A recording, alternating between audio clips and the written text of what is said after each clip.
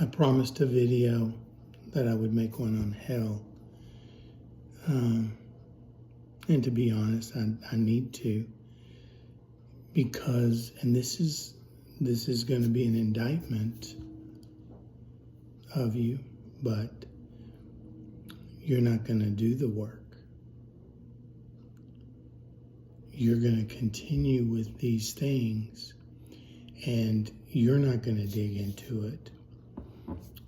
You're going to be torn between what the preacher's saying and what all of the people in the organized church are saying, and what I'm trying to tell you. So I'll do the work for you, although not in the detail that I did it. First off, in the Old Testament, the word that is translated hell is Sheol. And I'm going to prove that to you, that is the same word, equivalent of the word Hades in the New Testament. Jesus in Acts 2:27, he quotes Psalm 16:10 verbatim. And in Psalm, the word is Sheol, and in Acts chapter 2:27, it is Hades. In the Old Testament, Sheol is in there 65 times. 3 times it is translated as pit. 31 times it is translated as grave. And 31 times it is translated as hell.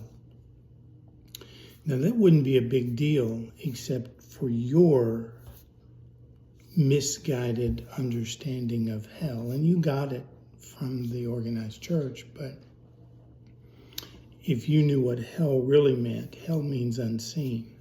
That's what it means. And when you talk about grave and unseen, they're very similar. It doesn't mean the torture chamber that you think it means. And when we get down to it, there's going to be one verse I'm going to show you that clearly proves. I mean, you only need one verse to prove my point. But again, sometimes even Dr. Strong's in his concordance fell into the trap of mythology when he was talking about this, because there are in mythological teachings places like you think of as hell. But that's not the question. The question is, does the God you worship, is that what he does? And I'm going to prove to you that he doesn't. Again, 61 times or 62 times it's translated as either grave or hell. And hell means unseen. I'm going to go ahead right now and show you the verse. Again, you can go to Blue Letter Bible or eSword or any of those, and you can go to a word, click on that word, and it will show you every instance that word is used. So you can do your own research pretty quickly.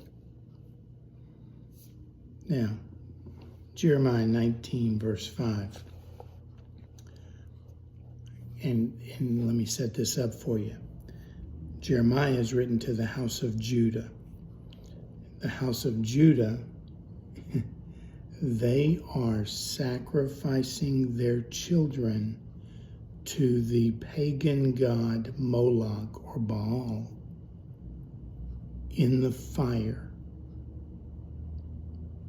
And what they were doing is they had a statue of the god. It was a bull god, and it was metal, and underneath the belly there was a fire, and there was a door on the side, and they would lay their children in on the belly. And they would do this to appease the gods so they could have blessings. Okay? Pretty horrific. I mean, something that blows the mind horrific. Here's what God has to say about that to Jeremiah. I'm going to start in verse 4. Because they have forsaken me and are making this place foreign and are fuming incense in it to other Elohim. Elohim means gods. That they have not known, they or their fathers or the kings of Judah, and they have filled this place with the blood of innocents, and that's innocents, innocent people. And because they have built the high places to Baal, to burn their sons with fire as ascent offerings to Baal, which I did not instruct, nor even speak of, nor did it come upon my heart. Therefore, behold, the days are coming, averring is Yahweh, when this place shall no longer be called Topheth, or the ravine of the son of Hinnom, but rather the ravine of killing. Okay? So there's God saying that what they were doing, burning their children, did not come upon his heart. And he certainly didn't tell them to do that. Now, if what you believe is true,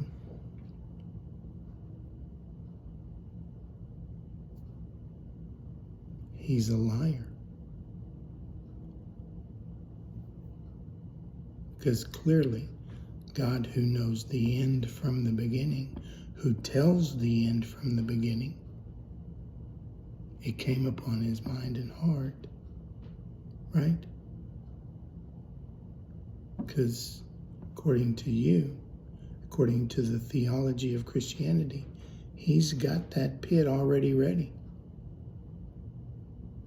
And the way you look at the rich man and Lazarus, which I've already debunked, but the way you look at that, that's already happening.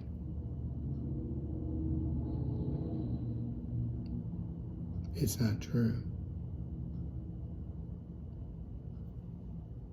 Jeremiah 19:4-5. And again, if somebody were to tell me that, I would go to this verse and say, well, I guess God's a liar then. Clearly. No. Hell is unseen. That's what it means. And if I read you those verses in the concordant literal, every time it said hell, it would say unseen, because that's what it means. Grave also fits, because that's unseen.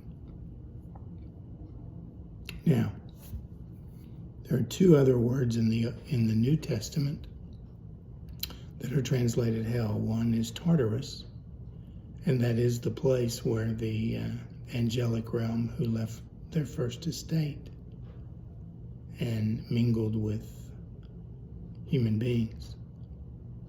That's where they're being held. And Gehenna. Now, Gehenna was the city dump for Jerusalem. It's where the trash was burned. Gehenna, it's an actual place. So when Jesus talks about it, there's an actual place. Now, one final thing. You think it's forever. And as I've already shown in other videos, but I'll remind you here, The word is ion or Ionian. It's for an age, for a period of time.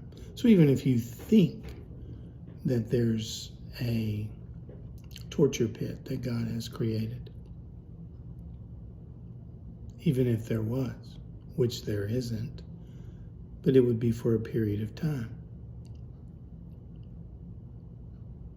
1 Corinthians 15:5, I think it's 15:5, it's either 15:5 or 5:15, says,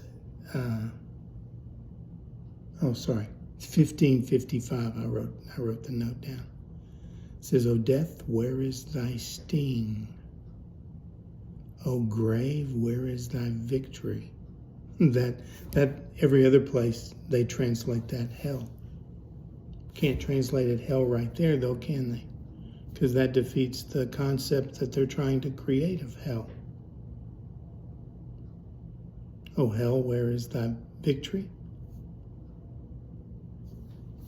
That's Paul writing, because he is writing in 1 Corinthians 15 about the vivification.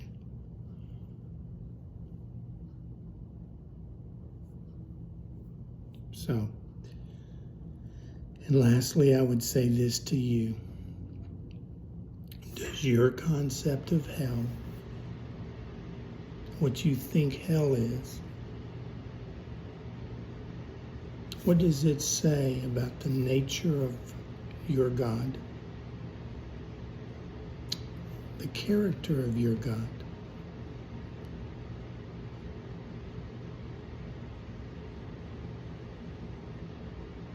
I'll leave you to think about that.